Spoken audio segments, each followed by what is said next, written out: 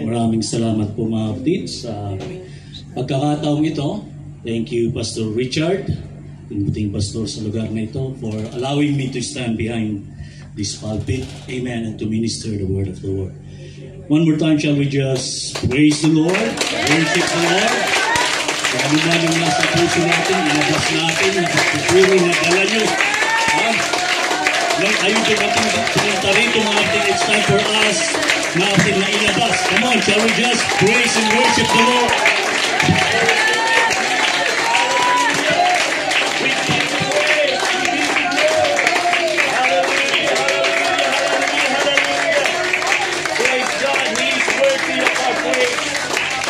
Hallelujah, napakabuti ng ating Panginoon mga kapatid. So sa wala pong pagtatagal, buklatin po natin ang ating banal na kasulatan sa book of Exodus, chapter 33, verses 13 hanggang 16, and then Acts 1, verse 8. Okay, basahin po natin responsively mga kapatid. Now therefore, I pray thee, if I have found grace in thy sight, show me now thy way, that I may know thee, that I might find grace in thy sight, and consider that this nation is thy people. And he said, my presence shall go with thee, and I will give thee rest. And he said unto him, if thy presence go not with me, carry us not up hence. For then shall it be known here that I and thy people have found grace in thy sight. Is it not that thou goest with us? So shall we be separated, I and thy people, from all the people that are upon the face of the earth. Praise the Lord. So Acts 1 verse 8. Basahin po natin lahat mga kapatid. But ye shall receive power after that the Holy Ghost is come upon you, and ye shall be witnesses unto me both in Jerusalem and in all Judea and Samaria and unto the uttermost part of the earth. Praise God. So once again, hingin natin ang ating buting pastor to please pray. Praise the Lord. Lord, bless the reading of your word today, and your anointing flow from the speaker of our God. Hallelujah. And anoint every ears and every heart. That we may be receptive to your blessings, to your anointing, and most especially to the Holy Spirit. Lord, let your Spirit move upon us. In Jesus' name we pray. Amen. Amen. Praise God. You may be seated mga kapatid. So yung tema po natin mga kapatid is God's empowering presence. So yan po yung ating topic sa hapong ito. God's empowering presence. When it comes to the presence of God, we all know mga kapatid na it is everywhere. Ang presensya ng Diyos mga kapatid is everywhere. Ha? Sabi nga mga kapatid ni David, kung babasahin natin sa Psalms 139:7 hanggang 12, sinasabi niya doon na there is no place na pwede niyang puntahan na hindi niya matatagpuan ang presensya ng ating Panginoon. Everywhere He goes, nandun ang ating Panginoon. Mag-isa man siya, nandun ang ating Panginoon. May kasama siya, nandun ang ating Panginoon. His presence is faithful. May problema ka wala, nandun ang ating Panginoon. Every place, mga kapatid, na pwede mong puntahan, and every situation, mga kapatid, na meron tayo, laging nandun ang presensya ng ating Panginoon. Hello? Kaya hindi tayo nag-iisa. Because we always have the presence of the Lord. If God's presence is everywhere, mga kapatid, walang lugar, mga kapatid, ng presensya ng Diyos ay wala. Hello? Dahil everywhere nga. Wala na siyang ibang pupuntahan.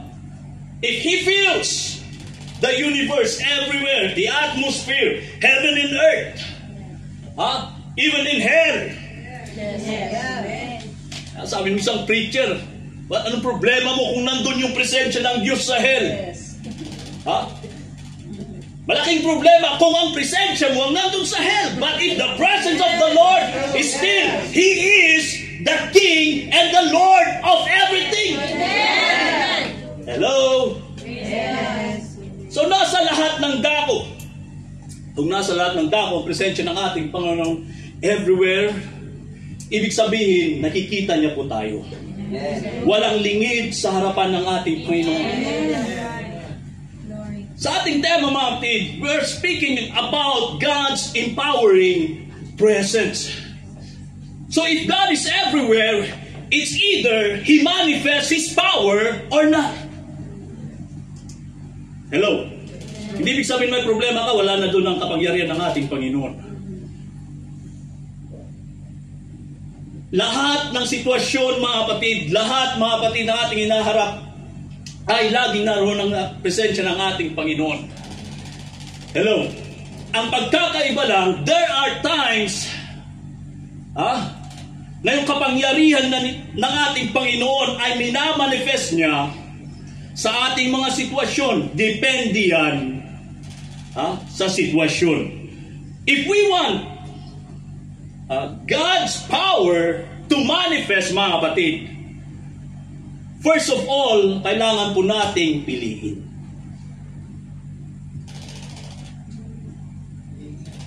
You've got to choose. Our choice is more than powerful than we think, mga kapatid. Alam mo ba ang binigay sa atin ng ating Panginoon ang kalayaan to experience Him? Yeah. Hello? Sa pamagitan ng pagpili ko. God sometimes will not help us if we will not choose to come to Him. Kaya nga sabi ng Bible, let us enter boldly. You've got to choose to enter boldly to the throne of grace that you may find grace to help in times of need. If you will not choose like the prodigal son, he did not choose to stay in the presence of God or of his father. Ayon sa Bible, mga kapatid, which represents God's presence. He chose to live, mga kapatid. Ngunit, nung pinili niya rin, mga kapatid, na bumalik, nandun pa rin ang pagpapala ng ating Panginoon. So yung choice natin, napakalaki ang pwede niyang gawin. It's either we can choose blessing, sabi ng Bible, or curse. Life or death. Victory or tayo maging talunan. It depends on your choice. Wag po natin laging sinisisi ang kaaway kapag tayo nagiging talunan. Choice mo yan. Choice ko to. Alam mo mga pangyarihan ng choice mo na maging ang kaaway walang magagawa? Hello? Maging ang Diyos, hahayaan niya rin kung talagang pipiliin mo. But of course, we are not free of its consequence. Hello? Walang magagawa rin ng Diyos. Kaya nga may mga taong pumunta ng impyerno eh. May mga taong pupunta ng impyerno dahil pinili lang pumunta doon. Dahil ang pili ng Diyos sa atin ay buhay na walang hanggan. Kaya nga nag-sacrifice siya para sa lahat ng tao. But to some, kung ano yung ginawa ng ating Panginoon, they said it is foolishness. But to us who believe, it is the power of God unto salvation. Because we choose to believe that He loves us so much. Kaya makikita natin siya kung tayo magpapatuloy pagdating ng araw. Hallelujah. Na kahit patay ka man, because you choose to believe in Him, mga kapatid. Sa Bible says, the dead in Christ shall rise first. At buhay ka man, mga kapatid, pagdating ng araw na yan, kung tutunog ang trumpeta, this mortal body will be changed to an immortal body. At tayo, mga kapatid, ay naroon. Hallelujah. Sa alapaap, imimit natin ang ating Panginoon. It's my choice. It's your choice Dahil matagal nang pinili ng ating Panginoon na iligtas tayo. Matagal nang pinili ng Panginoon na pagpalain tayo. Matagal nang pinili ng ating Panginoon, mga kapatid, hallelujah, na tayo mga kapatid ay magtagumpay. But it is your choice. If we want His presence, we've got to choose. Hallelujah. God's presence.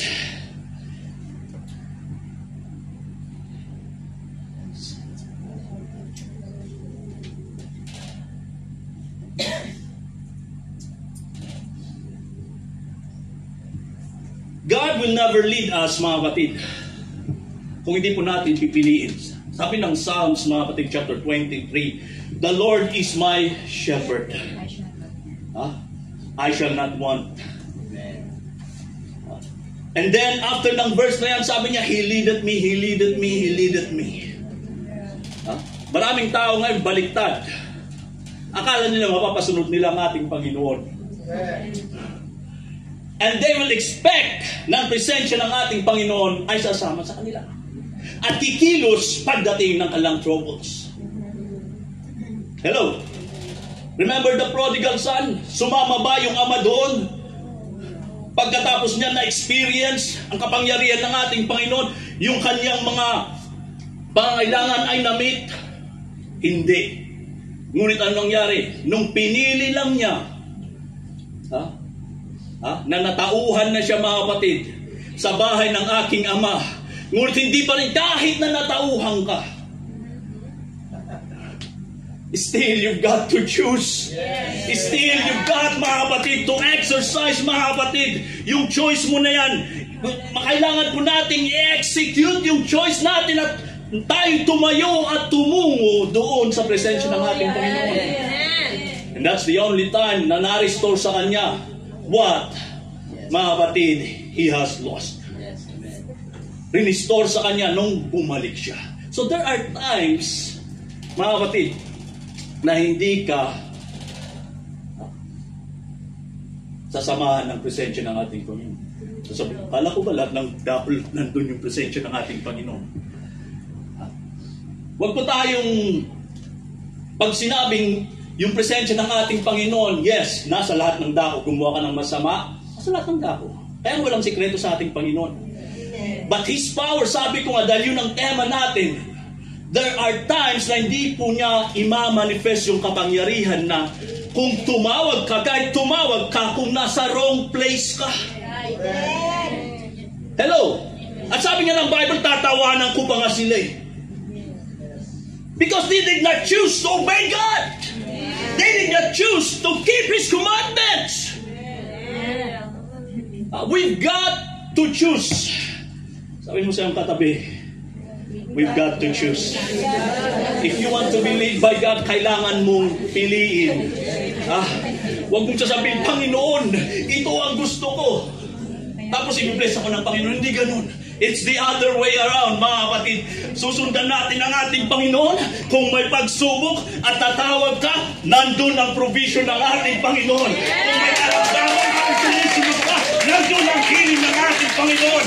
Kung mayroong problema, there is no mountain na hindi niya kaya, mga kapatid. Hallelujah. Na kung saan, mga kapatid, ay tayo ay tulungan. As we choose. Tignan po natin, mga kapatid, sila Shadrach, Meshach, and Abednego.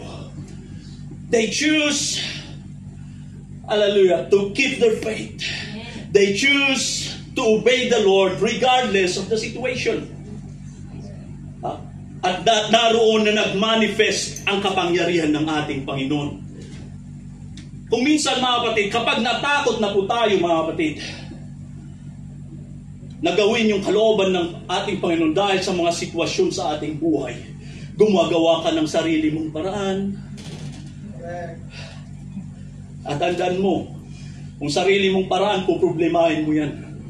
Pero kung paraan ng ating Panginoon, hayaan mo maproblema ang ating Panginoon. And there is no problem too big, mga kapatid, na hindi na kayang solusyonan kapag yun ang yun ang ating pong sinundan, mga kapatid. God's empowering presence. So we've got to choose to obey Him. We've got to choose, mga kapatid, to be led by Him. In fact, kung anak ka ng ating Panginoon, you've got to obey the Spirit. Sabi ng Bible. We've got to be led by the Spirit of God. Yun ang nagpapatunay na tayo anak ng ating Panginoon. Kaya kahit sabihin mong nagsisimba ka ng 10 taon or ilang pang milenya, mga kapatid, ay naroon na hindi po tayo sumusunod. Yung action po natin speaks louder than our words. Dahil doon sa action mo, doon mo makikita ang pagkilos at kapangyarihan ng ating Panginoon. Once you execute your faith, hallelujah, sa ating pong Panginoon. Praise God. So we've got to choose, mga kapatid. Number 2 is to serve Him. The Bible says no man can serve two masters. And the Bible also teaches us, mga kapatid, that God is a jealous God. Amen. His presence will not be with us, mga kapatid, if we will not choose to serve Him. Kaya sabi ni Joshua, as for me and my house, we will serve the Lord. Amen. We've got to choose to serve the Lord, mga kapatid. Yes. Kailangan niyang siya yung Lord ng ating pong mga buhay. Siloso ang ating Panginoon. Ayaw niyang na maging number 2 siya. Ayaw niyang naging number 3, maging number 4, or tatawagan mo lang siya kapag may kailangan ka. The Bible says in the good times or in the bad times, mga kapatid, kailangan pinupuri mo siya, pinapasalamatan mo siya. Hallelujah! Dahil alam mo, hindi ka iwanan ng ating Panginoon. And He is faithful to His word. Kaya alam kong may gagawin ng Diyos sa lugar na ito, because it's not because I am here. It's not because, mga kapatid, sa ating mga inaawit. It's because of His faithfulness to His word. If God said it, He will do it, mga kapatid. That's why I love preaching the word of God and not mine. Because there's power, mga kapatid. Hallelujah. When we choose to preach the word of God. Hallelujah. This meeting, this service, mga kapatid, is nothing without the presence of the Lord. Our singing is nothing without the presence of the Lord, mga kapatid. But if the presence of the Lord is in our midst, hallelujah, the Bible says, for where the Spirit of the Lord is, there is liberty.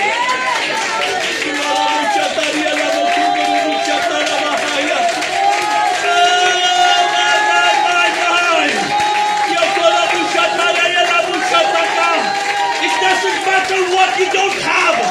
Paul and Silas, they don't have the key. Hallelujah. But God is saying, use what you have. Whenever you face trials, use what you have. You can use praise. You can use prayer. You can use mountain. Hallelujah. It attracts the presence of God. For God inhabits the praises of His people. Kaya nga yung mga taong mayayabang, because of me dahil nangyari ito, hindi naglulugod ang ating Panginoon. You want the presence of the Lord, be humble. Give Him the glory. Paul said, I am what I am because of God's grace. We've got to give Him the glory. We want the presence of the Lord. Give Him the glory. If there's an accomplishment, give Him the glory. Because God has strengthened me. And without Him, I am nothing. It doesn't matter kung anong wala sa iyo, mga kapatid. There are times, hallelujah, God, hallelujah, saying to us, use what you've got. Use what you've got. Hallelujah. Oil lang ba ang nandyan sa iyo? Use it. Hallelujah. Hallelujah. It is just praise ang meron sa iyo. Use it. Remember, mga kapatid. Ang buhay ni Job, everything was lost. Yes. Ngunit naroon, he never lost. Hallelujah. The presence of God sa kanyang buhay. nandun pa rin. Hallelujah! Na makikita natin na ang Diyos ay faithful sa kanyang salita. Kahit wala po tayo, mga kapatid, there are times nakatutok ka dun sa wala akong ganito, wala akong ganyan. Na nakakalimutan na po natin that even we lost everything, even when we don't have anything, if the presence of God is still there, we have still everything, and through Him we are victorious.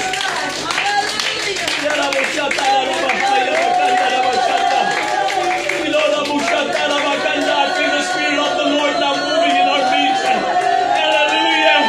Hallelujah. Don't believe the lie of the enemy that you don't have this. Kaya hindi ka magtatagumpay. Now you've got to retaliate and say, I have God on my side. And if God before you, who can be against you?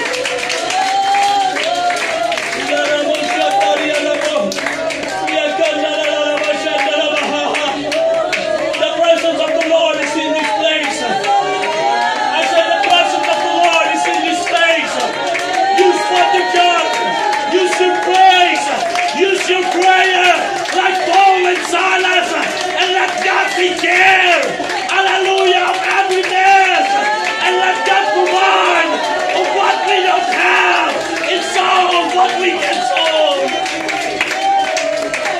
If we have the presence of God, we have everything. We are more than conquerors. The Bible says through Him. For it's not by might, nor by power, Hosea 4:6 says, or Zechariah 4:6 I should say, says, but by my Spirit, saith the Lord. Don't fall into the temptation that I can do it by myself. You are nothing without God. I don't care how talented you are. Hallelujah. Without God, we are nothing. I don't care going more. Build everything, but if God will not build with you, the labor will be in vain. We need the presence of the Lord. Moses said, I would rather choose you than your blessing. That's a blessing, Sinabi. You'll go into the place where it flows with milk and honey. But Moses says, I will not want to go there. Huwag mo kaming dalhin sa dakong yon, sa lugar na yan, kung di rin lang sasama ang presensya mo.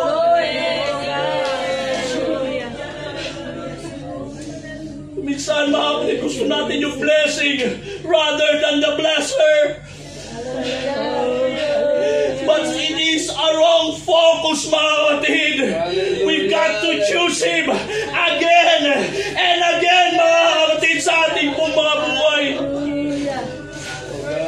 Hallelujah. I'm coming to tell you, mga kapatid, that God's empowering presence is still available maging sa ating kapanahunan na ito. But ye shall receive power after that the Holy Ghost is come upon you, and ye shall be witnesses unto me. Once you have the presence of the Lord, you will be a witness of Him. Sa buhay mo, mga kapatid, makikita ang pagkilos ng ating Panginoon. Sa buhay po natin, we will have the power not to do our own will, because without Him, we can only decide. But the power to do, mga kapatid, nagmumula pa rin sa Kanya. That's why the Holy Ghost is given, hallelujah, for us to be empowered to do the will of God, for us to walk in the Spirit and not in the flesh, to think in the Spirit and not to be carnally minded. See, you can quench the Spirit of God consider not on mga kapatid that we can grieve the Spirit of God, or we can usher the Spirit of God by choosing Him. Choosing to magnify Him, enthrone Him, rather than murmuring in the midst of our problems and trials. Hallelujah. Let us not forget, mga kapatid, that God has never left us, nor forsake us. Sabi niya ang kanyang pangako, He will never leave us, nor forsake us. Hallelujah. Sabi ng puting pastor po natin kanina, tayo maglalagay ng mga upuan sa mga gustong tumanggap ng Espiritu ng ating Panginoon. I believe, hallelujah, ng Espiritu ng Diyos ay nais kumilos. Dahil ito'y pangako niya at tutuparin ng Diyos. As the altar is open, dahil wala tayong lugar dito, maglalagay po tayo para sa mga gustong tumanggap ng Espiritu ng ating Panginoon. And I will assure you, not because of me, but because the presence of the Lord is here. If you will choose Him, hallelujah, to fill you with His Spirit, hallelujah, pupuspusin ka ng ating Panginoon sa oras na ito. For us na naroon nang tumanggap sa Espiritu Santo ng ating Panginoon, who are baptized with that Spirit, nagsalita ng iba't ibang wikas, the Spirit gave us utterance, mga kapatid. Let us be refreshed of that Spirit. We need, hallelujah, that fire of the Spirit. Maybe we have quenched it, yung ningas ng Espiritu na because of our lifestyle, because of our doubts and unbelief, and because, mga kapatid, we've gone astray. Hallelujah. Hindi tayo lumakad. Kaya sabi ni Moses, ituro mo ang iyong daan para akin itong lakaran. Hallelujah. Let us be refreshed. Hallelujah. Don't look at me. Look at God, who is able to do exceeding abundantly above all that you want or think right now.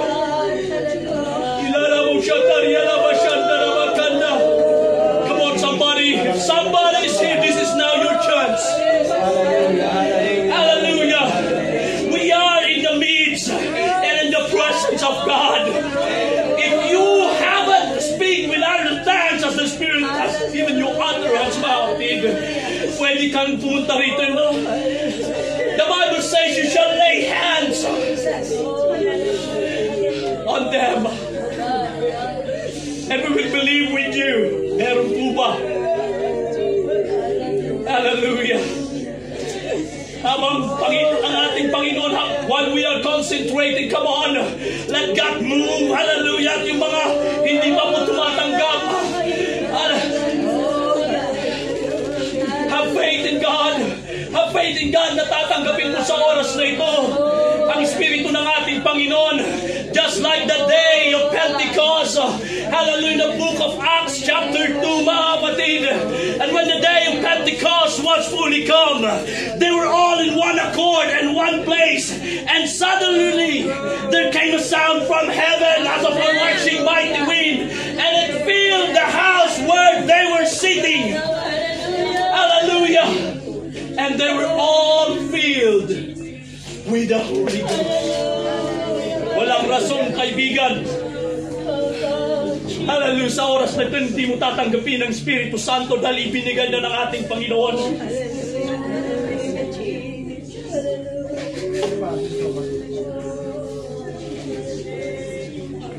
If you'll choose to receive it, He said, I am knocking at your door, the door of your heart. Now, He doesn't want just to open that door, but He wants you to open it for Him to enter. And out of your belly shall flow rivers of living water. Hallelujah. Only sin, mga kapatid. ang nagiging hadlang. But He said, if you will confess, He's faithful and just to forgive us and to cleanse us. And if this is your first time to hear this message, hallelujah, for that sin to be removed, sinabi na ng ating butiing pastor kanina, we've got to be baptized in the name of Jesus. It's not because our religion said it. It's because it is God's word for us.